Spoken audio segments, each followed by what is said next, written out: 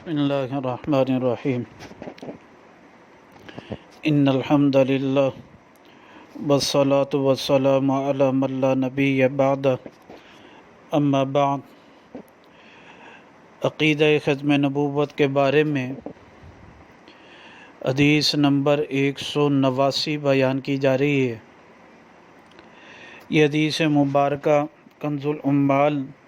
فی سنن الاقوال والافعال میں موجود ہے۔ رقم الحدیث 1061 صفحہ نمبر 119 جلد نمبر 1۔ نبی پاک صلی اللہ علیہ وسلم نے فرمایا اعہد الیکم، میں تم سے وعدہ لیتا ہوں کہ میں تمہیں قسم دیتا ہوں ان تتقوا اللہ، کہ اللہ سے جو ہے تم ڈرو، وتلزموا سنتی،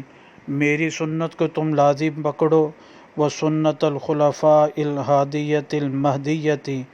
خلفائے راشدین کی سنت کو تو لازم پکڑو، فعضوا علیہا بالنواجذ، انہیں اپنی داڑھوں کے ساتھ مضبوطی سے پکڑو، وَإِنِ اسْتُعْمِلَ عَلَيْكُمْ عَبْدٌ حَبْشِيٌّ، اگر تمہارے اوپر حبشی یہ شخص کو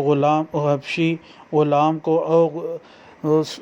سربراہ بنا دیا جائے، فَاسْمَعُوا لَهُ، بس تم اس کو سن لینا، اس کی بات کو مان لینا، وَأَطِيعُوا، اور تم اطاعت کرو، فَإِنَّ كُلَّ بِدْعَةٍ ضَلَالَةٍ، پس بے شک ہر بدعت گمراہی ہے۔ اس حدیث مبارکہ میں نبی پاک صلی اللہ علیہ وسلم نے